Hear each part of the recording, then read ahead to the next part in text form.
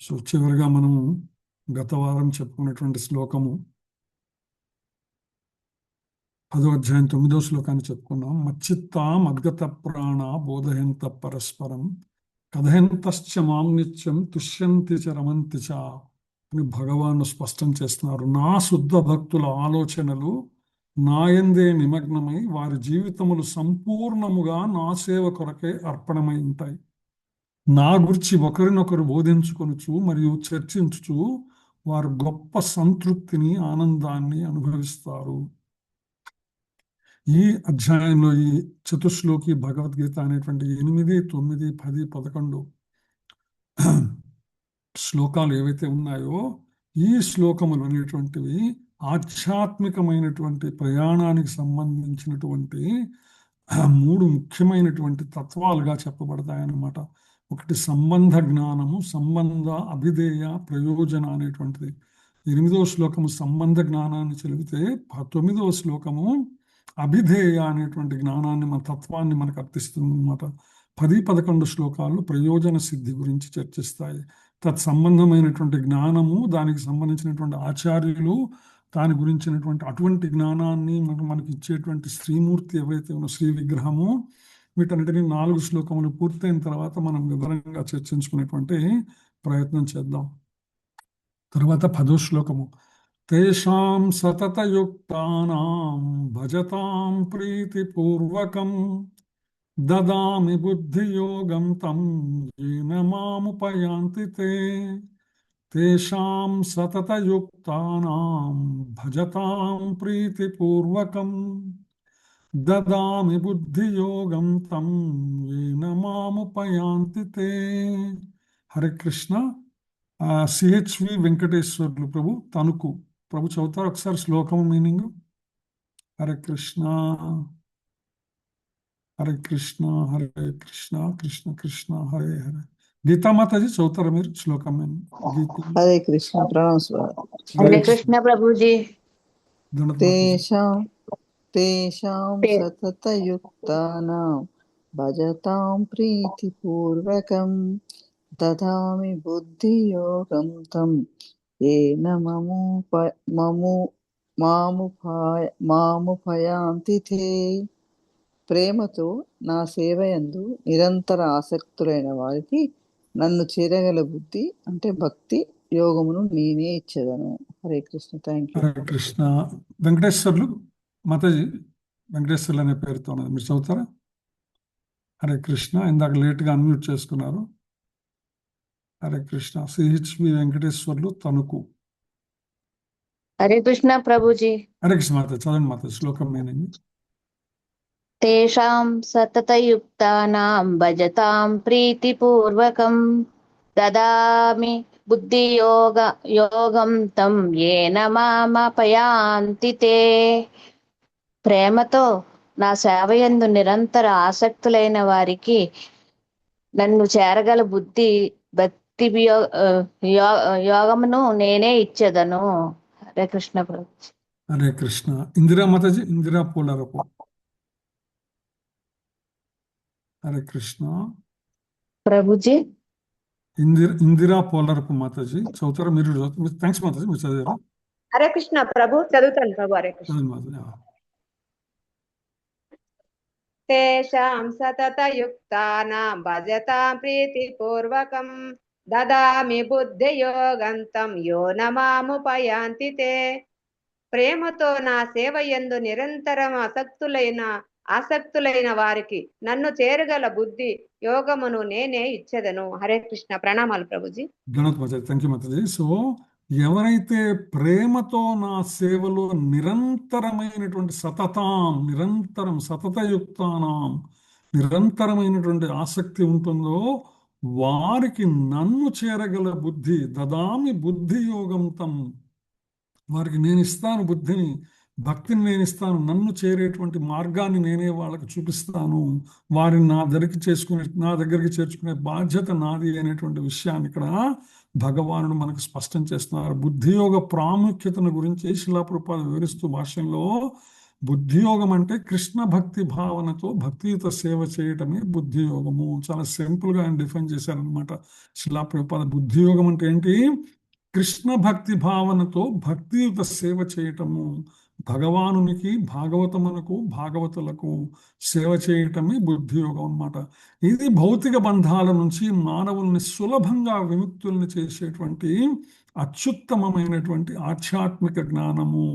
ఎప్పుడైతే మనం కృష్ణ భక్తి భావనతో భగవత్ సేవ, భాగవత సేవ చేస్తూ ఉంటామో, ఇటువంటి బుద్ధి యోగం అనేటువంటిది మనల్ని భౌతికమైనటువంటి బంధాల నుంచి సులభంగా విముక్తుల్ని చేస్తుంది. ఇదే వాస్తవమైనటువంటి అత్యుత్తమమైనటువంటి ఆధ్యాత్మిక జ్ఞానం అని చెప్తారనమాట. ఆధ్యాత్మిక జగత్తుకి, భౌతిక జగత్తుకి మధ్యలో ఉండే విడదీసేదంటే విరజా నది. విరజా నది రెండింటికి మధ్యలో ఉంటుంది అనమాట. ఆధ్యాత్మిక జగత్తులోకి ప్రవేశించాలంటే మనం విరజా నదిని దాటవలసి వస్తుంది. సో ఈ విరజా నదిని దాటమంటే విరజ అంటే రజము లేనటువంటిది, అంటే భౌతిక బంధములు లేనటువంటిది. వి అంటే లేనిది, భౌతిక బంధములు. ఎప్పుడైతే మనము భౌతిక బంధాలని అధిగమిస్తామో ఆటోమేటిక్గా మనము విరజా నదిని దాటిన వాళ్ళం అవుతాము, అంటే ఆధ్యాత్మిక జగత్తులోకి ప్రవేశించిన వాళ్ళం అవుతాం అనమాట. ఈ ఉదాహరణ మీకు గతంలో కూడా నేను ఒకసారి చెప్పి ఉన్నాను. ఇందులో ఈ చేరేటువంటి మార్గములకు యోగ మార్గములు మూడుగా చెప్పబడతాయన్నమాట. సో ఫర్ ఎగ్జాంపుల్ మీకు స్క్రీన్ మీద కనిపిస్తున్నప్పుడు ఒక నది ప్రవాహం నది, ఇది విరజా నది అనుకుందాం. ఆ నదికి అవతల వైపు శ్రీకృష్ణ భగవానుడు ఉన్నాడు, యువతల వైపు ముగ్గురు యోగులు ఉన్నారు. ఒకరు కర్మయోగి, మరొకరు జ్ఞానయోగి, మరొకరు భక్తి యోగి. ఈ కర్మయోగి ఎటువంటి వాడంటే ఈదుకుంటూ వెళ్ళి అవతల వైపు ఉన్నటువంటి కృష్ణుని చేరాలనేటువంటి ప్రయత్నం చేసేవారిని కర్మయోగిగా మనం పరిగణించవచ్చు. అదే కొద్దిపాటి జ్ఞానము కలిగినటువంటి వారు ఏం చేస్తారంటే ఒక పడవ నిర్మాణము చేసుకుని తద్వారా భగవానుని చేరేటువంటి, అవతల వైపుకు చేరేటువంటి ప్రయత్నం చేసేటువంటి వారు జ్ఞానయోగి అన్నమాట. మూడవ వ్యక్తి బుద్ధియోగి లేదా భక్తి యోగి ఎవరైతే ఉన్నారో వారు భగవానునికి నీవే తప్ప ఇహపరం బెరుంగను, నాకు నువ్వు తప్పితే వేరే మార్గము లేదు, నీవే పతియు, నీవే గతియు, నీవే సత్యము, నీవే సర్వము నీవే అనేటువంటి సంపూర్ణ శరణాగతి భావం ఎవరైతే చేసి ఉంటారో అటువంటి భక్తులు ఈ నదిని దాటించే బాధ్యత కూడా నీదే అనేటువంటి సంపూర్ణమైనటువంటి శరణాగతి చేసుకుంటారనమాట. అటువంటి వారిని సాక్షాత్తు భగవానుడే వచ్చి తన దగ్గరికి వారిని తీసుకెళ్తాడు. సో ఈ మూడు యోగ మార్గములు ఏవైతే ఉన్నాయో అన్నిటిలోకి అత్యంత సులభమైనటువంటిది, అత్యంత ఉపయుక్తమైనటువంటిది భక్తి యోగము లేదా బుద్ధి యోగం అని చెప్తారనమాట. విరజ అనేది దాటానికి మనకు. అందుకనే శ్రీకృష్ణుడే పరమగమ్యము. మానవ పురోగతికి అంతిమమైనటువంటి ప్రయోజనము, అంతిమమైనటువంటి గమ్యము సాక్షాత్తు భగవానుడే, శ్రీకృష్ణ భగవానుడే.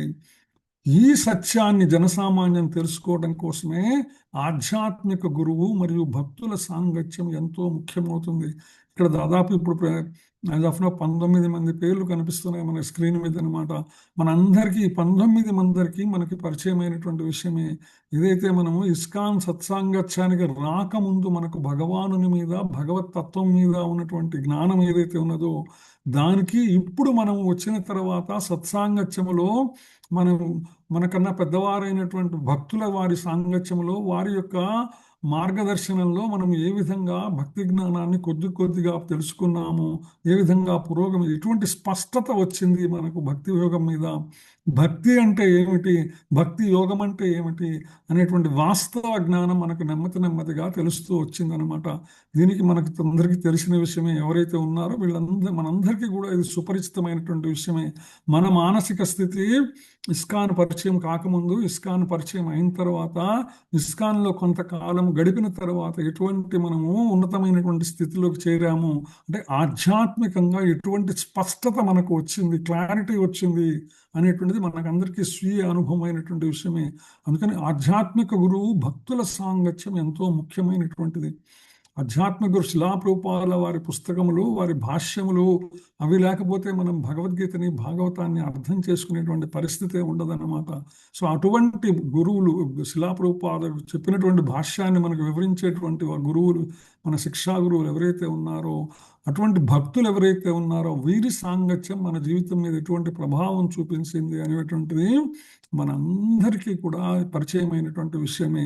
సో అందుకని వివిధ యోగములు వ్యత్యాసం గురించి శిలా ప్రభుపాద చెప్తూ, గమ్యం తెలిసి కూడా మనము కర్మఫలాలపై ఆసక్తి ఉంటే అది కర్మ యోగం అవుతుంది అంటారనమాట. ఎవరైతే స్వీయ యత్నంతో శ్రీకృష్ణుని అర్థం చేసుకోవాలని చూస్తే అది జ్ఞానయోగం అవుతుంది. కానీ కృష్ణునిపై సంపూర్ణ శరణాగతితో చేసే భక్తియుత సేవ ఏదైతే ఉన్నదో అదాన్ని బుద్ధి యోగము లేదా భక్తి యోగం అవుతుందన్నమాట. సో అత్యున్నతమైనటువంటి పూర్ణస్థితి గురించి ప్రస్తావిస్తూ శిలా ప్రభుపాద అన్ని యోగ మార్గములలో కల్లా బుద్ధి యోగం అనేటువంటిది అత్యంత సంపూర్ణమైనటువంటిది, సమగ్రమైనటువంటిది. ఏ స్థితిలో అయినా దాన్ని మనము చేపడితే మనము ఉద్ధరించబడతామే కానీ కిందకి వెళ్ళిపోయేటువంటి పరిస్థితే ఉండదు. ఇది మానవ జన్మ యొక్క అత్యున్నతమైనటువంటి పరిపూర్ణ స్థితిని మనకు అందిస్తుంది. ఏది? బుద్ధి యోగము లేదా భక్తి యోగము. భగవానునికి చేసేటువంటి భాగవతమునకు, భాగవతులకు చేసేటువంటి సేవ, భక్తియుత సేవ ఏదైతే ఉన్నదో ఇది మనకు పరిపూర్ణ స్థితిని అందిస్తుంది అనే విషయాన్ని ఇక్కడ మనకు శిలా ప్రభుపాద భాష్యంలో చెప్తాను. ఒకవేళ ఆధ్యాత్మిక మార్గంలో తగినంత బుద్ధి లేకపోయినా, గురువు లేదా సత్సాంగత్యం ద్వారా ఆశించిన పురోగతి లభించకపోయినా, భక్తులు కేవలం ప్రేమ శ్రద్ధలతో భగవత్ సేవలో నిమగ్నమైతే చాలు. ఆ శ్రీకృష్ణుడే స్వయంగా అంతరంగంలో బుద్ధిని ప్రసాదించి తన వద్దకు చేర్చుకుంటారు అనేటువంటిది ఎటువంటి నిస్సందేహము లేదు. మనం అనేక వైష్ణవ క్షేత్రములలో, పూరీ ధాములో కానీ, లేదా తిరుమల క్షేత్రముల లాంటి వాటిలో కానీ, లేదా మధుర బృందావనం లాంటి క్షేత్రంలో కానీ అనేక మంది భక్తులు ఎటువంటి మార్గము తెలియకపోయినా కేవలం భగవానునిపై సంపూర్ణమైనటువంటి ప్రేమతో, భక్తిభావముతో ఆయనకు శరణాగతి చేసినట్టు వారికి ఏ విధంగా స్వామి అనుగ్రహించాడో మనకందరికీ కూడా అనేక ఉదాహరణలు మనం చెప్పుకోగలం అన్నమాట. అటువంటి బుద్ధిని ప్రసాదించి తన వద్దకు చేర్చుకుంటారు స్వామి అనే విషయాన్ని అన్నమాట. ఈ విషయాన్ని అన్నమాచార్యులు వారు ఒక కీర్తనలో ప్రస్తూ శ్రీకృష్ణ పరమాత్మ యొక్క సంపూర్ణ శరణాగతి భావాన్ని ప్రస్తావిస్తూ ఆయనకి దగ్గరికి చేరేటువంటి వాళ్ళు ఏంటంటే నీటి కొలంలో నీళ్ల కోసం వస్తారు. వాళ్ళు 3 రకాలుగా ఉంటారు. ఒకళ్ళు దాహం తీర్చుకోవడానికి ఒకరు వస్తారు, ఒకరు దాన్ని నిలువ చేసుకోవడానికి ఒకరు వస్తే, దానిలో ఆనందాన్ని అనుభవించుకోవడానికి ఒకళ్ళు వస్తారని చెప్తూ ఒక చక్కని కీర్తన ఆయన మనకు వివరిస్తారనమాట. ఒక్కడే మోక్షకర్త, ఒక్కటే శరణాగతి, దిక్కని హరి కొల్చి బతికిరి తొంటివారు.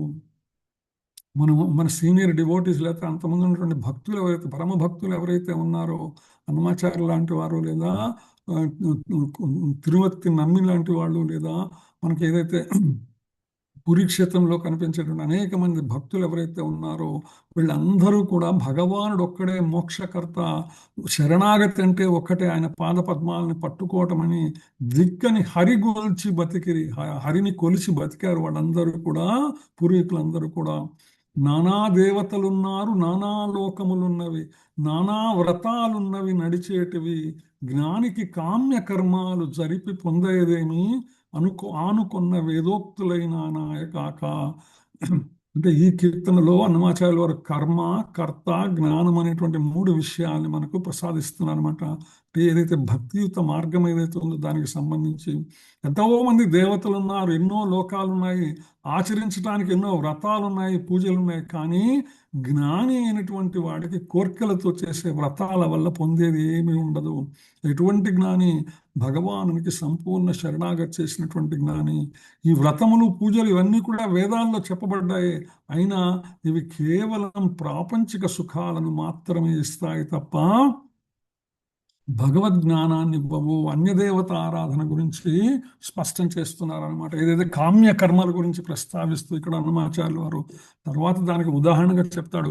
ఒక్కడు దప్పికి త్రావు, ఒక్కడు కడవనించు, నొక్కడీదులాడు మడుగొక్కటి అందే, చక్క జ్ఞాని అయిన వాడు సారార్థము వేదమందు తక్కక జేకునుగాక తలకెత్తుకొనునా. నీటితో నిండినటువంటి చెరువు వద్దకు ఒకడు దాహం తీర్చుకోవడానికి, మరొకరు కడవతో నీళ్లు నింపుకోవడానికి, మరొకరు అందులో దిగి ఈదలాడటానికి, కాలక్షేపానికి చేస్తారు.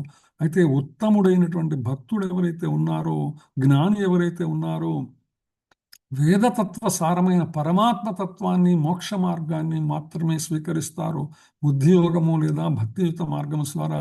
కానీ భౌతిక సుఖాల కోసం వాళ్ళు వైదిక కర్మకాండలు ఏవైతే ఉన్నాయో వాటిని నెత్తిన వేసుకుని మోయరు అనే విషయాన్ని అక్కడ స్పష్టం చేస్తారనమాట. ఇది భగవద్గీతార్థం. ఇది అర్జునునితోనూ ఎదుటనే ఉపదేశం ఇచ్చి కృష్ణుడు భగవద్గీత సారమంతా ఇదే అని చెప్తున్నాడు అనమాట. అంటే కర్మయోగి, ఇందాక ఏదైతే చెప్పుకున్నామో మనం, కర్మయోగి, జ్ఞానయోగి, బుద్ధియోగి అన్నిటిలోకి భక్తి యోగ మార్గం ఏదైతే ఉందో ఉత్తమమైనది, గీతార్థ సారం ఇదే అని చెప్తున్నారు అన్నమాచార్యులు అనమాట. ఇది నేరుగా కృష్ణ భగవానుడే అర్జునునికి ఉపదేశించాడు. వెదకి వినరో శ్రీ వెంకటేశు దాసులాల, బ్రతుకు దోవ మనకు పాటించి చేకుండ్రా. ఇది మన బ్రతుకు దోవ, మనని మన బ్రతుకుకి మార్గం ఇదే, మన మానవ జన్మ యొక్క లక్ష్యము, గమ్యము ఇదే అనే విషయాన్ని చెప్తున్నమాట. ఇది భగవద్గీత అర్థము. దీనినే కృష్ణుడు అర్జునునికి నేరుగా ఉపదేశించారు. అందుకని వెంకటేశ్వరునికి దాసులమై జీవిత అర్థం, పరమార్థం కొరకు దానిని అభ్యాసం చేసి మన బ్రతుకులు బాగు చేసుకుందామంటారు అన్నమాచార్యులు. ఏ విధంగా ఒక్కడే మోక్షకర్త, ఒక్కటే శరణాగతి, దిక్కని హరికొల్చి బతికిరి తుంటివారు. అంటే ఎటువంటి సంశయము లేనటువంటి సంపూర్ణ శరణాగతిని ఎప్పుడైతే శ్రీకృష్ణ భగవానునికి మనం చేశామో, మిగిలినటువంటి సందేహములు, సంశయములను అన్నిటినీ అధిగమించి మనము ఆయనపై మనస్సు నిలిపాము, అన్నీ ఆయనే చూసుకుంటాడు అనే విషయాన్ని ఇక్కడ మరొకసారి మనకు అన్నమాచార్యుల వారు మనకు వివరించేటువంటి ప్రయత్నం చేశారు ఈ కీర్తన ద్వారా అన్నమాట. తర్వాత 11వ శ్లోకానికి వెళ్తున్నాం.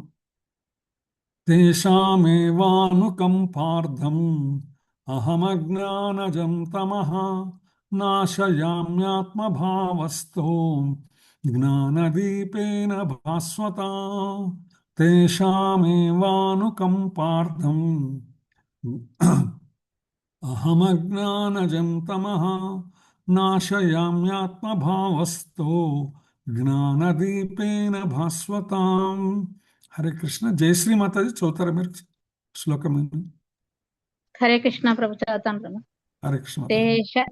తేషామేవానుకంపార్థం అహమజ్ఞానజం తమః నాశయామ్యాత్మభావస్థో జ్ఞానదీపేన భాస్వతాం. నేను వారిపై ప్రత్యేక కరుణను చూపుట కొరకు వారి హృదయములో వసించుచు తేజోమయమైన జ్ఞాన దీపముచే అజ్ఞానమైన అంధకారమును నాశనం చేయుదును. హరే కృష్ణ ప్రభు. హరే కృష్ణ. జయశ్రీ సేవి మాతాజీ. హరే కృష్ణ రోజీ దండార్పణం. హరే కృష్ణ. తేషామేవానుకంపార్థం అహమజ్ఞానజం తమః నాశయామ్యాత్మభావస్థో జ్ఞానదీపేన భాస్వత. నేను వారిపై ప్రత్యేక కరుణను చూపుట కొరకు వారి హృదయములో వసించుచు తేజోమయమైన జ్ఞానదీపముచే అజ్ఞానమైన అంధకారమును నాశనము చేయుదును. హరే కృష్ణ. థ్యాంక్ యూ ప్రభు. హరే కృష్ణ. కృష్ణ చైతన్య. హరే కృష్ణ ప్రభు, ప్రణామ్. హరే కృష్ణ మాతాజీ. తేషామేవానుకంపార్థం అహమజ్ఞానజం తమః నాశయామాత్మభావస్థో జ్ఞానదీపేన భాస్వత. Translation by Srila Prabhupada, Jai Srila Prabhupada. నేను వారిపై ప్రత్యేక కరుణను చూపుడు కొరకు వారి హృదయములో వసించుచు తేజోమయమైన జ్ఞాన దీపముచు చే అజ్ఞానమైన అంధకారమును నాశనము చేయదును. హరే కృష్ణ. థ్యాంక్ యూ ప్రభు. సో నేను వారిపై, ఎవరిపై ఏదైతే గత శ్లోకంలో చెప్పారో, ఎవరైతే భగవానునికే ప్రేమతో భక్తియుత సేవలో, బుద్ధియోగములో నిలిచి ఉన్నారో అటువంటి వారిపై ప్రత్యేకమైనటువంటి కరుణ చూపుట కొరకు వారి హృదయంలో వసిస్తూ, వారి హృదయంలో ఉన్న నేను తేజోమయమైనటువంటి జ్ఞాన దీపముచే అజ్ఞానమైన అంధకారమును నాశనము చేయుదును. ఇందాక మనం చెప్పుకున్నాము చివరిగా అనమాట. అంటే ఎటువంటి గురువు సాంగత్యం లేకపోయినా సంకల్పము గట్టిదైతే భగవానుడు, శ్రద్ధ సంకల్పము, భగవానునిపై ప్రేమ చాలా దృఢముగా ఉన్నటువంటి వారికి భగవానుడే అంతరంగములో ఆ జ్ఞానాన్ని, అజ్ఞాన అంధకారాన్ని తొలగించేట్టుగా జ్ఞానదీపాన్ని వెలిగిస్తారు అనే అంశాన్ని ఇక్కడ భగవానుడు స్పష్టం చేస్తున్నారు అనమాట. సో శ్రద్ధ అనేటువంటిది అత్యుత్తమమైనటువంటి విషయం మనము భక్తి విషయంలో అనమాట. ఇదే మనకు పరమావధి కావాలి. కృష్ణ భక్తిలో నిలిచినటువంటి వాళ్ళు, శ్రద్ధావంతుడైన భక్తుని ఎవరైతే ఉన్నారో, లౌకిక పాండిత్యం, చదువు లేకపోయినా భగవానుడే వారి అంతరంగంలో స్వయంగా జ్ఞానాన్ని, సహాయాన్ని అందిస్తారు. కానీ భక్తుడు అయినటువంటి వారు ఎప్పుడు కూడా జ్ఞానరహితులు కారు.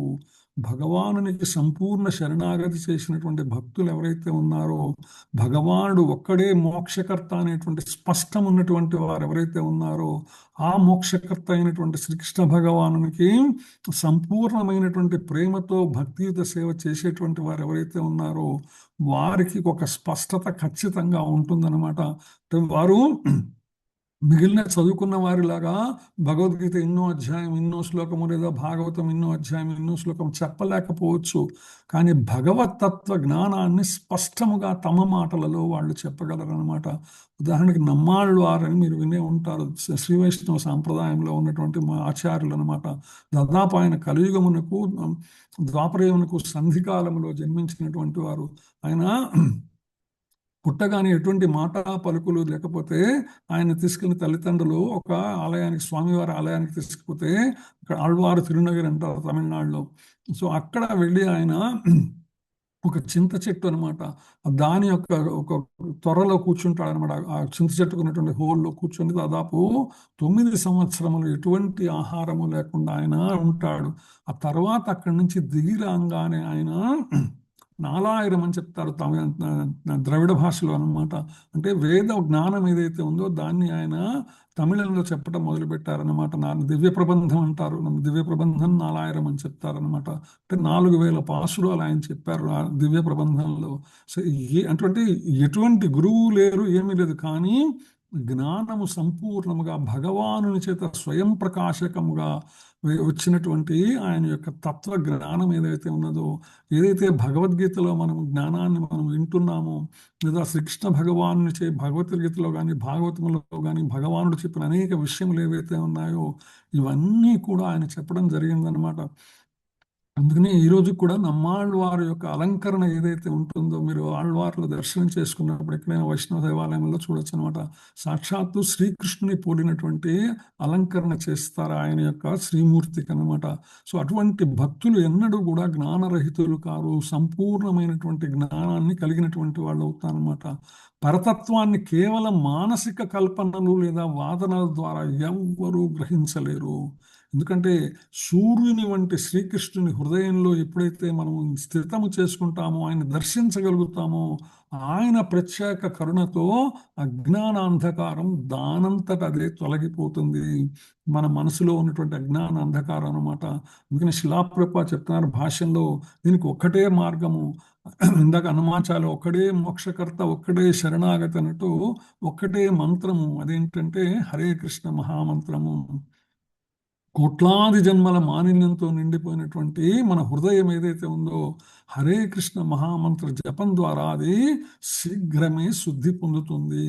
చరమలక్ష్యమైనటువంటి పరమప్రాప్తి కేవలం హరినామ సంకీర్తన వల్లే సాధ్యమవుతుందని స్పష్టం చేస్తారు శిలాప్రభుపాద భాష్యంలో అనమాట. ఎందుకంటే ఎప్పుడైతే భక్తులు తమ అవసరాల గురించి ఆందోళన చెందకుండా భగవానుడే సంపూర్ణమైనటువంటి రక్షకుడు అనేటువంటి రక్షిప్తతిథి విశ్వాసం అని మనం చెప్పుకుంటాం శరణాగతి లక్షణములలో. అంటే భగవానుడే సమస్తమైన రక్షణను నాకు భగవానుడు ఇస్తాడు అనేటువంటి విశ్వాసం ఉండాలన్నమాట. మన ప్రయత్నం ఏమాత్రం ఉన్నా మరలా ఆయన తప్పుకుంటాడు పక్కకి. ఎందుకంటే గజేంద్ర మోక్షం సందర్భంలో మనం చూస్తాం అనమాట. గజేంద్రుడు చాలా సంవత్సరాలు ఆ యొక్క మొసలి నుంచి పోరాడతాడు, మొసలితో యుద్ధం చేస్తానమాట. చివరి దాకా ప్రయత్నం చేస్తాడు. చేసి ఏమైపోతుంది, లావొక్కింత లేదు ధైర్యము విలోలంబయ్యే ప్రాణములు ఠావులు దెప్పెన్ అంటాడు గజేంద్రుడు అనమాట పోతన గారి పద్యంలో. అదైన తర్వాత ఏం చేస్తాడు చివరికి? అప్పుడు సంపూర్ణమైనటువంటి తన ప్రయత్నం ఎటువంటి పరిస్థితుల్లో ఫలాన్ని ఇవ్వలేదు అనేటువంటి ప్రయత్నం చేసినప్పుడు సంపూర్ణ శరణాగతి స్థితికి అప్పుడు చేరుకుంటాడనమాట. ఎవ్వనిచే జనించు జగమెవ్వని లోపల రెండు లీనమై ఎవ్వని ఎందుడిందు పరమేశ్వరుడెవ్వడు, మూల కారణం వెవ్వడు, అనాది మధ్యలయుడెవ్వడు, సర్వము తానైన వాడెవ్వడు, ఆత్మభువనీశ్వరుని శరణంబు వేడదన్ అంటాడు గజేంద్రుడు అనమాట. ఎప్పుడైతే భగవానునికి సంపూర్ణ శరణాగతి చేశాడో ఆటోమేటిక్గా భగవానుడు అయినటువంటి నారాయణుడు గరుడ వాహనం మీద వచ్చి ఆయనను రక్షించినటువంటి విషయం మనకందరికీ తెలిసిందే. అందుకని సంరక్షిప్త తిథి విశ్వాసో, భగవానునిపై సంపూర్ణ రక్షణ భారాన్ని ఆయనకే వదిలిపెట్టాలి. సాక్షాత్తు భగవానుడే మనకి ఇది ఇచ్చాడనమాట. 9వ అధ్యాయం 22వ శ్లోకంలో అనన్యాశ్చింతయంతో మాం ఏ జనా పర్యుపాసతే తేషాం నిత్య అభియుక్తానాం యోగక్షేమం వహామ్యహం అన్నాడు. నా దివ్య రూపాన్ని ధ్యానిస్తూ అనన్యమైనటువంటి భక్తి, అన్య ఇక వేరేదేమీ లేదండి. ఏకం శాస్త్రం దేవకీ పుత్ర గీతం, ఏకో దేవో దేవకీ పుత్ర ఏవ, ఏకో మంత్ర తస్య నామాని యాని, కర్మాప్యేకం తస్య దేవస్య సేవ. అనన్యం అంటే అదన్నమాట. ఏకం శాస్త్రం దేవకీ పుత్ర గీతం, భగవద్గీత ఒక్కటే ప్రామాణికమైనటువంటి శాస్త్రం. ఏకో దేవో దేవకీ పుత్ర ఏవచ, దేవకీ పుత్రులైనటువంటి శ్రీకృష్ణ భగవానుడే ఒకే ఒక దైవం. ఏకో మంత్ర తస్య నామాని అని, ఒకే మంత్రము, హరే కృష్ణ మహామంత్రము, కృష్ణ మంత్రం ఒక్కటే మంత్రము. సర్వాప్యేకం తస్య దేవస్య సేవ, ఆ యొక్క కృష్ణ భగవానుని సేవ తప్ప అన్యమైన సేవను ఏదైతే లేకుండా మనం చేస్తూ ఉంటామో ఇది అనన్య చింతన, అనన్య భక్తి, అనన్య బుద్ధి యోగము, అనన్య భక్తి యోగము ఏదైనా చెప్పుకోవచ్చు. అన్యము, ఇతరము కానటువంటిది. వేరే లక్ష్యమేమీ లేదండి. మీకు అందరికీ వినే ఉంటారు, పాండవులకు ద్రోణాచార్యుడు ఒక పరీక్ష పెడుతున్నప్పుడు పాండవులకి కౌరవులకి ఆ చెట్టు ఉన్నది, ఆ చెట్టు మీద ఒక పక్షి ఉన్నది, దాన్ని కొట్టాలి విలువిద్య ద్వారా అనమాట. అందులో ఒక్కోళ్ళని పిలుస్తుంటే అందరూ ఒక్కోటి ఏం కనిపిస్తుంది నీకంటే, ఒక చెట్టు ఉన్నది, ఆ చెట్టు మీద కొమ్మ ఉన్నది, ఆ చెట్టు మీద ఒక పక్షి ఉన్నది అని చెప్పడం ఇట్లా చెప్పారు. వాళ్ళని పక్క బొమ్మన్నాడు. ఇలా అందరూ కూడా ఆ కొమ్మ ఉన్నది, కొమ్మ మీద పక్షి ఉన్నది, వాళ్ళు తోచిన విధంగా వాళ్ళు చెప్తున్నారు అనమాట. అప్పుడు చివరికి అర్జునుడిని పిలిస్తే అర్జునుడిని అడుగుతాడు, ఏం కనిపిస్తుంది నీకంటే? ఒక పక్షి కన్ను నాకు కనిపిస్తున్నది. ఇంకేం అంటే అంత సూక్ష్మముగా ఆయన అర్జునుడు దాని లక్ష్యాన్ని చూడగలిగాడు అనమాట. అంటే అంత భావం ఏదైతే ఉన్నదో, ఆయన ఫోకస్ అంటాం కదా మనము, ఆయన లక్ష్యం మీద ఉండేటువంటి ఫోకస్ అర్జునునికి ఆ విధంగా ఉన్నది. పక్షి కన్ను తప్పితే ఇంకేం కనపట్లేదంటే బాణం ఏమంటాడు అప్పుడు ద్రోణాచార్యుడు అనమాట. సో అట్లా ఏంటంటే మనకున్న లక్ష్యముపై, గమ్యముపై ఎటువంటి చలనము లేనటువంటి స్థిరమైనటువంటి అనన్యమైనటువంటి భక్తి భావం ఎప్పుడైతే ఉంటుందో ఆటోమేటిక్గా అటువంటి భక్తులకి భగవానుడు వారి యోగమును క్షేమమును ఆయనే చూసుకుంటాడనమాట. ఇదే గీతోపదేశ సారం అంటారు శిలా ప్రభుపాద. మానవులు భగవద్గీత ద్వారా శ్రీకృష్ణునికి సంపూర్ణముగా శరణాగతులై భక్తియుత సేవలో నిలవాలి. భగవానుడే అతని రక్షణ భారాన్ని స్వీకరించి సర్వ భౌతిక బంధాల నుంచి విముక్తిని చేస్తారు అనే విషయాన్ని శిలాప్రభుపాద భాష్యంలో స్పష్టం చేస్తారు. శ్రీమద్భాగవతం 11వ స్కందము 14వ అధ్యాయం 25వ శ్లోకంలో ఉద్ధవునికి కూడా శ్రీకృష్ణ భగవానుడు ఇదే విషయాలు చెప్తారన్నమాట. యథాగ్నినా హేమ మలం జహాతి ధమాతం పునఃస్వం భజతే చ రూపం ఆత్మా చ కర్మానుషయం విధూయ మద్భక్తి యోగేన భజత్యథో మాం. ఏ విధంగా అయితే అగ్నిలో బంగారాన్ని కరిగించినప్పుడు అది మలినాలను విడిచిపెట్టి తిరిగి స్వచ్ఛమైన ప్రకాశవంతమైనటువంటి స్థితికి చేరుకుంటుందో, భక్తి యోగం అనేటువంటి అగ్నిలో లీనమైనటువంటి జీవాత్మ పూర్వ కర్మల వలన కలిగిన సమస్త మలినాల నుండి శుద్ధి చేయబడి ఆధ్యాత్మిక లోకములో నా సేవ ద్వారా తన మూల స్థానానికి తిరిగి చేరుకుంటుంది. ఎక్కడి నుంచి ప్రయాణం మొదలైందో జీవాత్మ అక్కడికి చేరుకుంటుంది. ఎప్పుడు భక్తి యోగములో భగవానునికి సంపూర్ణ శరణాగతి భావం చేసినప్పుడు అన్నమాట. ఆ విషయాన్ని ఉద్ధవునితో చెప్తాడు శ్రీకృష్ణ భగవాన్ అక్కడ అనమాట. సో ఇందాక మీకు చెప్పినట్టు వేద సూత్రాలను అనుసరించి ఆధ్యాత్మిక పురోగతిలో 3 దశలు ఉన్నాయి అనే విషయాన్ని మనకు మన పూర్వ ఆచార్య గురువులు చెప్తారనమాట. ప్రత్యేకించి దీని మీద శ్రీ గిరిరాజ్ దాస్ వారు ఇస్కాన్ డిజర్టరీలో సంబంధ అభిధేయ ప్రయోజన అనేటువంటి ఒక వ్యాసాన్ని ఆయన ప్రచురించారనమాట. ఇందులో ప్రాథమికంగా సంబంధ అభిధేయ ప్రయోజన అంటే భగవద్గీత 10వ అధ్యాయం 8వ శ్లోకంలో సంబంధ జ్ఞానాన్ని మనకు తెలియచేస్తుంది. 9వ శ్లోకం అభిధేయ జ్ఞానాన్ని తెలియచేస్తుంది.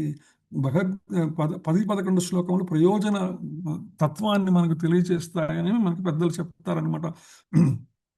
సంబంధం అంటే భగవానునితో గల సంబంధాన్ని ఏదైతే ఉన్నదో దీన్ని తెలుసుకోవటమే 8వ శ్లోకం యొక్క ఉద్దేశం అనమాట. అహం సర్వస్య ప్రభవో మత్తః సర్వం ప్రవర్తతే ఇతి మత్వా భజంతే మాం సుబుధాభావ సమన్వితా అని ఏదైతే చెప్పబడిందో 8వ శ్లోకము, అహం సర్వస్య భగవానుతో సర్వము సమస్తము సంబంధము కలిగి ఉన్నది అనే విషయాన్ని చెప్తుందనమాట. అలాగే 9వ శ్లోకము సంబంధానుసారంగా సేవించడం అనేటువంటిది అభిధేయ జ్ఞానముగా తత్వముగా అక్కడ మనకు 9వ శ్లోకంలో చెప్పబడుతుంది. చివరికి పరమ లక్ష్యమైనటువంటి భగవానుని సేవా విధానమైనటువంటి ప్రయోజనము ఏదైతే ఉన్నదో దాన్ని 10-11 శ్లోకాలు చెప్తాయన్నమాట. దీని అర్థాన్ని మనం కనుక జాగ్రత్తగా పరిగణిస్తే, అంటే శ్రీ గిరిరాజ్ దాస్ గారు ఇచ్చినటువంటి వ్యాసాన్ని నేను కొంచెం సంగ్రహంగా మీకు చెప్పేటువంటి ప్రయత్నం చేశాను అనమాట. ఇందులో ప్రాథమికంగా అర్థము, ఆచార్యులు, శ్రీ విగ్రహము, నిత్య ప్రార్థనా శ్లోకము అనేటువంటి 4 ప్రాథమికమైనటువంటి అంశాలను ఆయన జతపరిచారు. ఈ మూడిటికి కూడా సంబంధ అభిధేయ ప్రయోజన తత్వములు అనమాట. సంబంధ జ్ఞానం అంటే తత్వం అంటే ఏంటంటే ఆధ్యాత్మిక గుర్తింపును తెలుసుకోవటము, పరమపురుషుడైన శ్రీకృష్ణుతో మనకు గల సహజమైన నిత్యమైన సంబంధాన్ని అర్థం చేసుకోవటం, మరియు దానిని జరిగి జాగృతం చేసుకోవడం, పునరుద్ధరించుకోవటం అనేటువంటిది సంబంధ తత్వము. ఇది భగవాన్తో గల సంబంధాన్ని తెలుసుకోవడం అనమాట. తర్వాత దీనికి సంబంధించినటువంటి ఆచార్య శిలా సనాతన గోస్వామి ఎవరైతే ఉన్నారో ఈ సంబంధ తత్వానికి ఆచార్యులు, దీక్షా గురువుగా ఈ దశకు ఆయన ప్రాతినిధ్యం వహిస్తారు అనే విషయాన్ని అక్కడ స్పష్టం చేస్తారనమాట. తర్వాత అలాగే కరౌలీలో ఉన్నటువంటి శ్రీ రాధా మదన్ మోహన్ శ్రీమూర్తి ఏదైతే ఉన్నదో ఈ విగ్రహాన్ని పూజించడం ద్వారా భగవానునితో మనకు ఉన్న నిత్య సంబంధాన్ని తెలుసుకొని ఆధ్యాత్మికంగా మనము పురోగించవచ్చు చెప్తూ తదనుగుణమైనటువంటి నిత్య ప్రార్థనా శ్లోకాన్ని చెప్తారు. చైతన్యేర దాసముని చైతన్యేర దాసముని తామ్రా దాసేర దాస. నేను శ్రీ చైతన్య మహాప్రభు సేవకుడను, నే చైతన్య మహాప్రభు సేవకుడను మరియు ఆయన సేవకుల సేవకుడను. మన ఏంటంటే మన ధర్మములో ఏదైతే 3 సార్లు చెప్తామో దానికి ప్రామాణికతను స్పష్టం చేస్తా, అంటే ఒక ప్రమాణముగా దాన్ని స్వీకరిస్తాం అనమాట. హరేర్నామై కేవలం కలో నాస్తేవ గతిరన్యత అన్నట్టు ఇక్కడ అదే ప్రామాణికాన్ని పాటిస్తూ ఈ శ్లోకం మనకు చెప్పడం జరిగింది. తర్వాత అభిధేయ తత్వం అనమాట, అంటే భగవానుతో ఉన్న సంబంధానికి అనుగుణంగా భక్తియుత సేవ ఆచరించడమేనో అభిధేయ తత్వం ఇదనమాట. గురువు ఆదేశాల ప్రకారం నియమ నిబంధనలను పాటిస్తూ హరే కృష్ణ మహామంత్రాన్ని జపించడం ద్వారా భగవానుకి నేరుగా సేవ చేసేటువంటి అవకాశం లభిస్తుంది. ఈ యొక్క తత్వమునకు ఆచార్యునిగా శ్రీల రూపా గోస్వామిని చెప్తారు అభిధేయ తత్వానికి అనమాట. శిక్షా గురువు ఉపదేశాలను అందిస్తూ సేవ చేసే అవకాశాన్ని కల్పిస్తూ ఈ దశకు ప్రాతినిధ్యం వహిస్తారు శ్రీల రూప గోస్వామి అనమాట. ఈ యొక్క తత్వానికి సంబంధించిన మూర్తిని శ్రీ రాధా గోవింద దేవాజీ గురించి చెప్తారనమాట. శ్రీ జైపూర్లో ఉన్నటువంటి మందిరం ఏదైతే ఉన్నదో ఈ విగ్రహం భక్తుల సేవలను స్వీకరిస్తూ శరణాగతి పెంచుకోవడానికి ప్రేరణనిస్తుంది అని చెప్తారు. తర్వాత దీనికి సంబంధమైనటువంటి ప్రార్థనా శ్లోకం దశ అపరాధయేన హృదయేనాపశే కృపాకర మహాప్రభు మజినామరసే. ఓ మహాప్రభు, నా హృదయంలో 10 నామాపరాధాలు ప్రవేశించకుండా నన్ను కరుణించండి.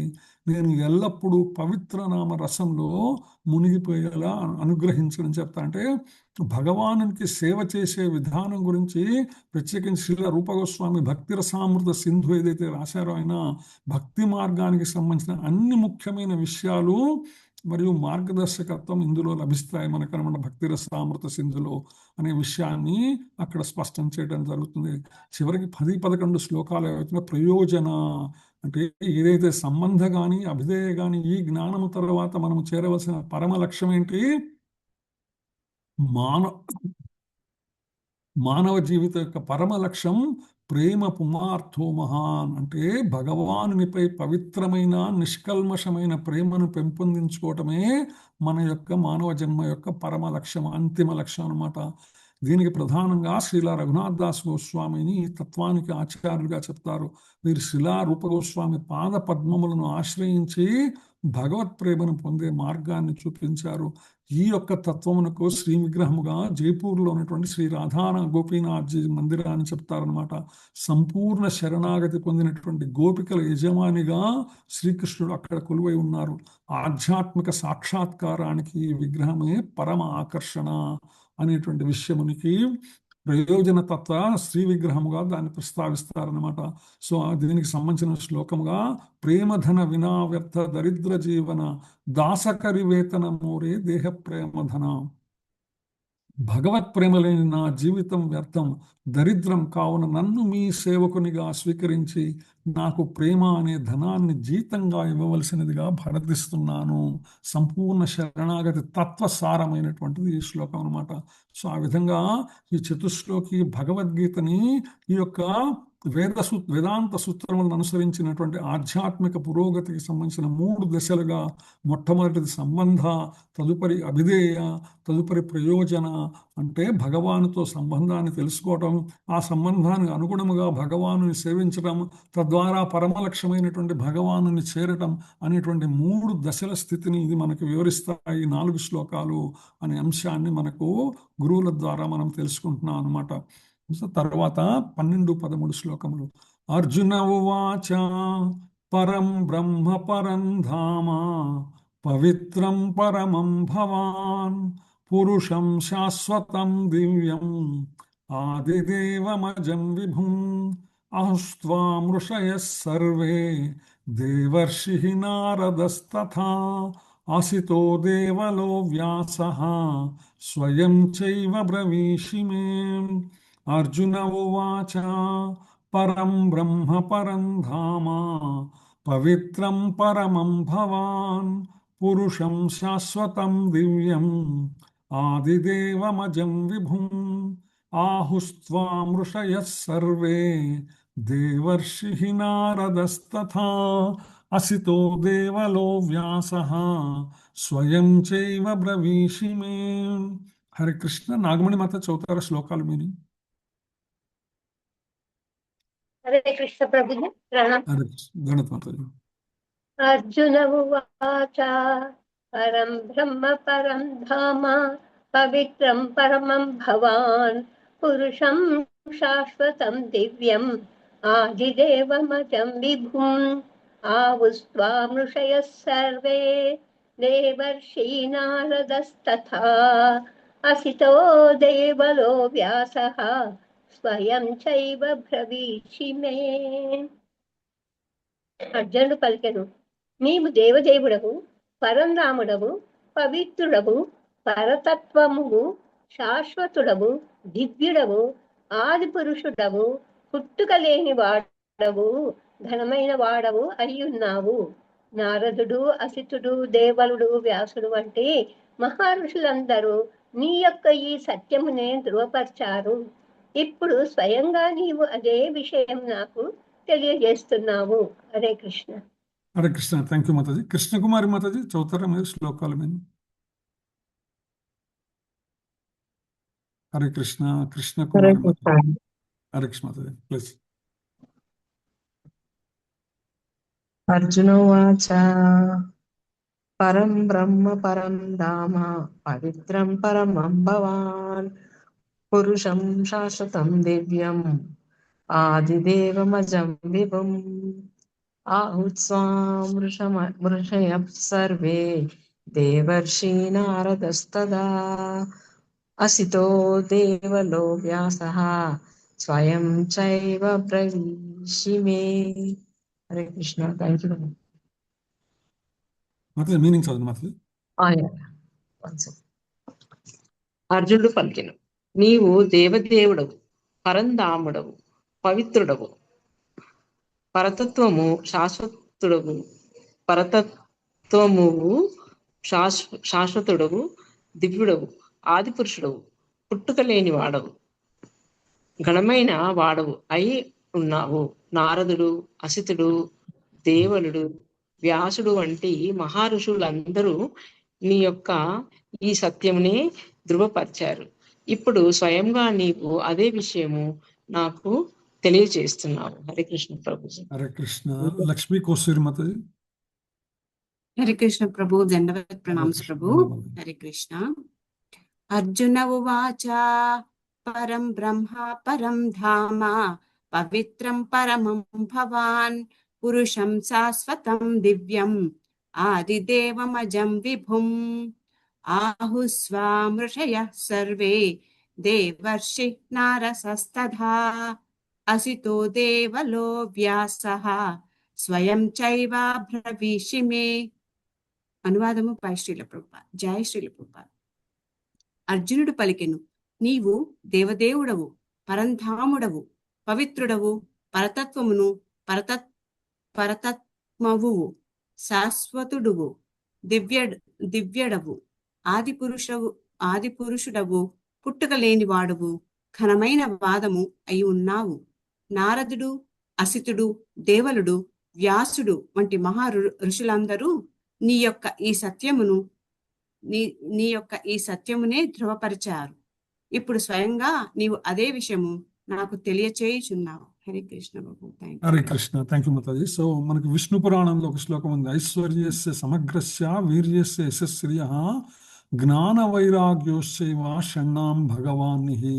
భగవానుడు అంటే భగ అంటే లక్షణములు కలిగిన వాడనమాట. వాన్ అంటే కలిగిన వాడు. భగములు అంటే ఏవి భగములు అంటే అవి ఐశ్వర్యము, ఐశ్వర్యస్య సమగ్రస్య, ఐశ్వర్యము, వీర్యము, యశస్సు, శ్రియము, జ్ఞానము, వైరాగ్యము, ఈ 6 రకములైనటువంటి విశేష లక్షణములు అనంతముగా సమగ్రముగా ఎవరికైతే ఉన్నాయో వారిని భగవాన్ అని చెప్తారు. ఇప్పుడు అదే విధంగా అర్జునుడు కీర్తిస్తున్నాడు భగవాను. నువ్వు దేవదేవుడవు అంటే దేవతలకే దేవుడవు. నువ్వు పరంధాముడవు అంటే ఉన్నతమైనటువంటి ఆధ్యాత్మిక జగత్తుకు చెందినటువంటి వాడవు. పవిత్రుడవు అంటే నిన్ను తాకగలిగినటువంటి మాలిన్యం అంటూ ఏదీ లేదు. అంటే భౌతిక స్థితులకు అతీతుడైనటువంటి వాడవు. పరతత్వమువు, ఏదైతే అత్యున్నతమైనటువంటి జ్ఞాన సంపద ఉన్నదో అటువంటి జ్ఞాన స్వరూపుడవు. నువ్వు శాశ్వతుడవు అంటే నువ్వు ఆది అంతములు లేనటువంటి వాడవు. దివ్యుడవు, ఏదైతే భగవానుడు చెప్తాడో జన్మ కర్మ చమే దివ్యమని అటువంటి దివ్యత్వం అనమాట. అంటే దైవిక లక్షణములు కలిగిన దివ్య లక్షణములు కలిగినటువంటి వాడవు. అంటే భౌతిక జగత్తుకు అతీత స్థితిని కలిగినటువంటి వాడవు. ఆది పురుషుడవు అంటే సర్వము, ఏదైతే భగవానుడు చెప్పాడో అహం సర్వస్య ప్రభవో మత్తః సర్వం ప్రవర్తతే అని చెప్తారు కదా 8వ శ్లోకంలో. అంటే ఇది ఏవైతే చెప్పాడో నువ్వు వీటన్నిటికీ కూడా సమస్తమైనటువంటి విశ్వమునకు మూలము నీవే. నీవు అజుడవు, పుట్టుక లేనటువంటి వాడవు. అదే సందర్భంలో ఘనమైనటువంటి వాడు, సమగ్రమైనటువంటి వాడవు. అంటే ఈ లక్షణములన్నీ కూడా తరుగుదల లేకుండా అనంతముగా కలిగినటువంటి వాడు భగవానుడు అనమాట. సో ఈ విషయాన్ని నేను చెప్తున్నాను అనుకోవద్దు. నారదుడు, అసితుడు, దేవలుడు, వ్యాసుడు వంటి మహారుషులందరూ కూడా ఇదే విషయం చెప్తున్నారు. స్వామి, ఇప్పుడు స్వయంగా నువ్వు అదే చెప్తున్నావు నాకు. ఏదైతే తన చిన్నతనం నుంచి తాను విని ఉన్నాడో అర్జునుడు, తన తల్లి ద్వారా కానీ ఇతరులైనటువంటి ప్రామాణికమైనటువంటి గురువులు ఎవరైతే ఉన్నారో వారి ద్వారా విన్నాడో, వారి ద్వారా విన్నటువంటి జ్ఞానము సమస్తము ఇప్పుడు కళ్ళ ముందే కనిపిస్తున్నది, కళ్ళ ముందే మాట్లాడుతున్నది. అందుకని భగవాను యొక్క సమగ్రత్వమును, భగవాను యొక్క లక్షణముల సమగ్రత్వాన్ని ఆయన స్తుతించారన్నమాట అర్జునుడు. అర్జునుని శ్రీకృష్ణుని పరబ్రహ్మము ఆదిదేవుడు అని కీర్తించడం కేవలం స్నేహపూర్వకమైనటువంటి ముఖస్థితి కాదు. ఇది సంపూర్ణమైనటువంటి వేద ప్రమాణాల ఆధారంగానే జరిగింది. అందుకని ఆ వేదములు తెలిపిచ్చినటువంటి వ్యాసుడు ఎవరైతే ఉన్నారో ఆయన గురువు ఎవరైతే ఉన్నారో నారదుడు, ఇటువంటి యొక్క గురు పరంపర ప్రస్తావన అంతా కూడా ఇక్కడ చెప్పుకుంటూ వచ్చారు అర్జునుడు అనమాట. కానీ భక్తి అనేటువంటిది ఏదైతే ఉన్నదో భగవతత్వాన్ని లౌకిక విద్యతోనో మానసిక కల్పనతోనో ఎప్పుడు మనం తెలుసుకోలేం. కేవలం శ్రద్ధతో కూడినటువంటి భక్తియుత సేవ ద్వారానే, ఏ విధంగా అయితే అర్జునుడు భగవానునికి సంపూర్ణ శరణాగతి చేయటం ద్వారా భగవానుడిచ్చినటువంటి సాక్షాత్తు నేరుగా ఇచ్చినటువంటి జ్ఞానం ఏదైతే ఉన్నదో తీసుకున్నాడో, అటువంటి పరంపరా జ్ఞానం ద్వారానే అజ్ఞానం తొలగి నిజమైనటువంటి జ్ఞానం సిద్ధిస్తుందన్నమాట. దీనికి మూల కారణం నిరంతరము భగవత్ స్మరణ ఏదైతే ఉన్నదో, సదా భగవానుని స్మరించడమే ఆ సర్వోన్నతమైనటువంటి మార్గం మనకు ఉపనిషత్తులు కూడా స్పష్టం చేస్తున్నాయి. కేవలం శ్రవణ కీర్తన స్మరణ భక్తి ద్వారానే మానవులు భౌతిక దేహ బంధాల నుంచి విముక్తులు కాగలరు అనే విషయాన్ని శిలా ప్రభుపాద మనకు భాష్యంలో స్పష్టం చేస్తారనమాట. భగవానుడు ఆదిదేవుడు, పరమ పవిత్రుడు. ఇప్పుడే చెప్పుకున్నాం మనం, జనన మరణాలు లేని సర్వకారణ కారణుడు, పరమ పవిత్రుడు, భౌతికమైనటువంటి కాలుష్యమునకు అతీతమైనటువంటి వాడు. ఎవరైతే ఆయనను ఆశ్రయించి శరణు వేడుకుంటారో వారు సమస్త పాప కర్మల నుంచి మానవులకు రక్షణ లభిస్తుంది. భగవానుడు 18వ అధ్యాయంలో చెప్తారు, సర్వధర్మాన్ పరిత్యజ్య మాం ఏకం, నన్ను మాత్రమే శరణం వ్రజ, అహం త్వా సర్వ పాపేభ్యో, నేను మాత్రమే సమస్తమైనటువంటి పాపముల నుంచి తొలగించగలను అని భగవానుడు స్పష్టం. అంటే పునర్జన్మ రాహిత్యాన్ని ఎప్పుడైతే నేను మాత్రమే ఇవ్వగలను, జన్మరాహిత్యం అన్నమాట కేవలం భగవానుడు మాత్రమే ఇవ్వగలడనే విషయాన్ని అక్కడ స్పష్టం చేస్తాడు. అదే విషయాన్ని ఇక్కడ అర్జునుడు ఆయన్ని కీర్తిస్తున్నాడు. తద్వారా శ్రీల ప్రభుపాద మనకు భాష్యంలో వివరించేటువంటి ప్రయత్నం చేస్తున్నారు. అందుకని పరంపరా విధానం ఏదైతే ఉన్నదో ఇది తప్పనిసరి అన్నమాట. భగవద్గీతను యథాతథంగా అర్థం చేసుకోవటానికి గురు శిష్య పరంపర అనేటువంటిది అత్యంత ఆవశ్యకమైనటువంటి విషయము. లౌకిక విద్యతో గర్వించే వారు ఎవరైనా సరే భగవాన్ని సామాన్య మానవుడిగా భావించి మోసపోతారు. అందువలన గురు పరంపర జ్ఞానం అనేటువంటిది చాలా ముఖ్యమైనటువంటిది. ఆ విధంగా శిలా ప్రభుపాద ఈ యొక్క 2 శ్లోకములకు 5 ముఖ్యమైనటువంటి అంశాలను మన ముందు ప్రకటిస్తున్నారు. వేద ప్రమాణముల అంగీకారం ద్వారా అర్జునుడు ఏ విధంగా భగవాన్ని స్తుతించాడు అంటే, వేదములే ప్రమాణం అనేటువంటి ఒక విషయం మనం అర్థం చేసుకోవాలి. భక్తి ద్వారానే తత్వజ్ఞానం సాధ్యమవుతుందనే విషయాన్ని మనం అర్థం చేసుకోవాలి. స్మరణ భక్తి ద్వారానే భౌతిక బంధ విముక్తి అవుతుంది అనే విషయాన్ని అర్థం చేసుకోవాలి. భగవానుడే ఆదిదేవుడు, పరమ పవిత్రుడు అనే విషయం చెప్పుకోవాలి. ఇవన్నీ కూడా పరంపరా విధానం ద్వారా మాత్రమే మనము తప్పనిసరిగా తెలుసుకోవాలి తప్ప మానసిక కల్పనలతో కాదు అనే విషయాన్ని శిలా ప్రభుపాద మనకి స్పష్టం చేస్తున్నారన్నమాట ఈ 2 శ్లోకముల ద్వారా. తరువాత శ్లోకంలోకి వెళ్దాం మనం. సర్వమేతదృతం మన్యే యన్మాం వదసి కేశవ, నహి తే భగవన్ వ్యక్తిం విదుర్దేవాన దానవాః. సర్వమేతదృతం మన్యే యన్మాం వదసి కేశవ, నహి తే భగవన్ వ్యక్తిం విదుర్దేవాన దానవాః. హరే కృష్ణ. నాగచంద్రిక మాతాజీ. హరే కృష్ణ. నాగచంద్రిక మాతాజీ చౌతార శ్లోకమైన. హరే కృష్ణ. సరోజ మాతాజీ. హరే కృష్ణ. సరోజ మాతాజీ చదువుతారా? హరే కృష్ణ. హరే కృష్ణ. ప్రణామాలు ప్రభుజీ. ఖండత మాతాజీ. సరోజ మాతాజీ, పుట్రేవు సరోజ మాతాజీ చదవండి మాతాజీ. ప్రభుజీ నేనే కదా ప్రభుజీ, నంగనూరి.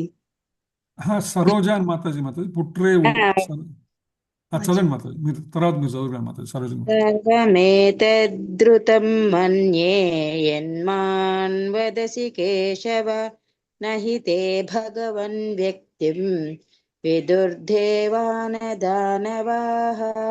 ఓ కృష్ణ, నీవు నాకు తెలిసినది అంతా సత్యమని సంపూర్ణంగా నేను అంగీకరిస్తున్నాను. ఓ దేవదేవా, దేవతలు గాని దానవులు గాని నీ స్వరూపం తెలుసుకోలేరు. హరే కృష్ణ. ప్రణామాలు ప్రభుజీ.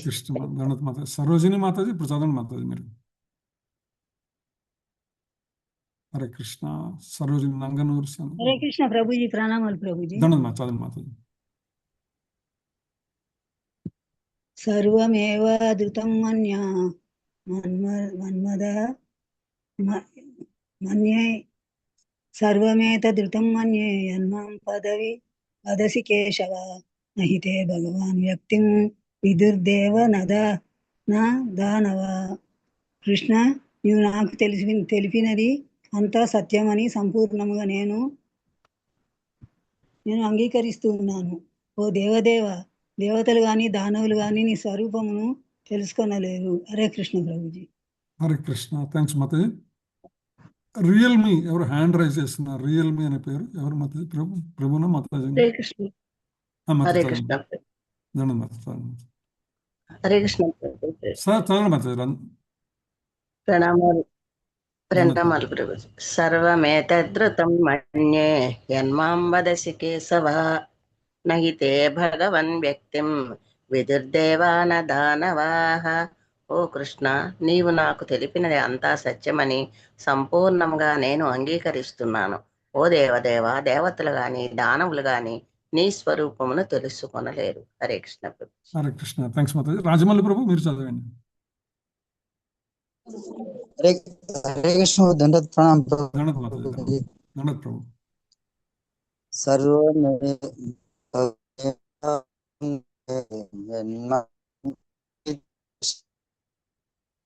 భగవాన్ వ్యక్తిం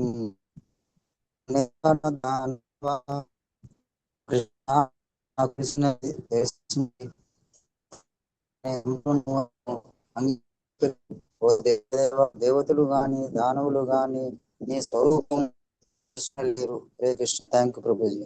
హరే కృష్ణ. థ్యాంక్స్ ప్రభు. సో అర్జునుడు చెప్తున్నాడు, ఎప్పుడైతే భగవాను నుంచి నేరుగా జ్ఞానాన్ని స్వీకరించాడో, అందుకే శిలాప్రపాద పరంపర అని ఇప్పుడు చెప్తూ ఉంటారనమాట.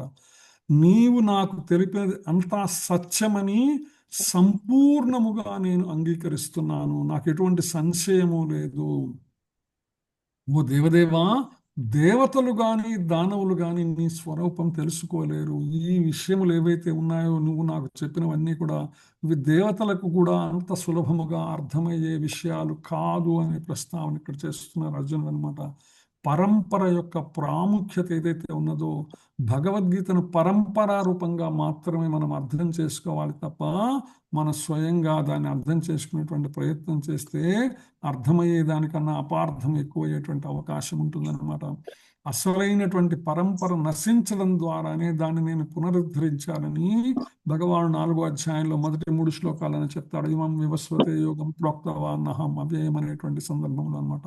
సో అందుకని భగవానుడే ఎంచుకొని మళ్ళా అర్జునుడికి చెప్పాడు అనమాట. అందుకే శ్రీకృష్ణుని కరుణ వలన ఆయన పరతత్వముగాను పరిపూర్ణునిగాను తెలుసుకోవటం సాధ్యమవుతుంది.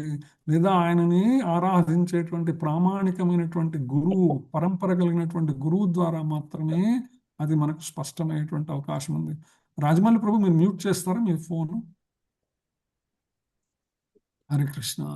సో మనము దీని నుంచి మనము స్ఫూర్తి శ్రీకృష్ణుడు పలుచుకున్న సర్వము అర్జునుడు అంగీకరించిన విధంగా ప్రతి ఒక్కరూ కూడా భగవద్గీతని యథాతథంగా స్వీకరించటానికి ప్రయత్నం చేయాలా, అనుసరించాలా అనే విషయము మనం మర్చిపోకూడదు అనమాట ఎప్పుడు కూడా. సో అప్పుడు మాత్రమే మనం కూడా సంపూర్ణంగా అర్థం చేసుకోగలుగుతాం. దీన్ని భగవద్గీత సారాన్ని, శ్రీకృష్ణుడే దేవతడైన విషయాన్ని ఎప్పుడు సంపూర్ణ శరణాగతి భావన ద్వారా మాత్రమే అది సాధ్యమవుతుందన్నమాట. సో శిలాప్రపాద భాష్యంలో మరింత అశ్రద్ధ గురించి ప్రస్తావిస్తారు.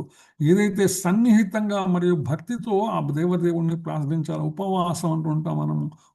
అంటే దగ్గరగా, వాసం అంటే వసించటము, నిలిచి ఉండటము. ఉపవాసం చేయటం అంటే తింటం మానేయటం అని కాదు.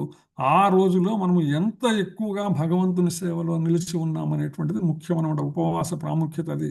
కానీ భక్తితో ఆ దేవదేవుణ్ణి ఆశ్రయించాలి. శ్రద్ధ లేనటువంటి వారు, ఎవరికైతే భగవానుని మీద శ్రద్ధ ఉండదో, ఎవరికైతే దానవ ప్రవృత్తి ఉంటుందో, వాళ్ళు ఎప్పటికీ శ్రీకృష్ణ భగవాన్ని తెలుసుకోలేరనే విషయాన్ని ఇక్కడ అర్జునుడు కూడా స్పష్టం చేస్తున్నాడు. కేవలం శ్రద్ధ లేని వారు దానవులే కాదు, దేవతలకు కూడా సులభంగా తెలియదు అనే విషయాన్ని ఇక్కడ మనకు స్పష్టమవుతుంది. తదుపరి సమాజంలో నామమాత్ర గురించి మనం చెప్పే విషయం ఏముంటుంది? సమాజంలో మనం చూస్తుంటాము, శ్రీకృష్ణుని శరణాగతి, వారి యొక్క మనస్సు, వారి శరణాగతి భావము వేరొకరి మీద ఉంటుంది, కానీ చెప్పడం మాత్రం భగవద్గీత ప్రవచనాలు చెప్తూ ఉంటారనమాట.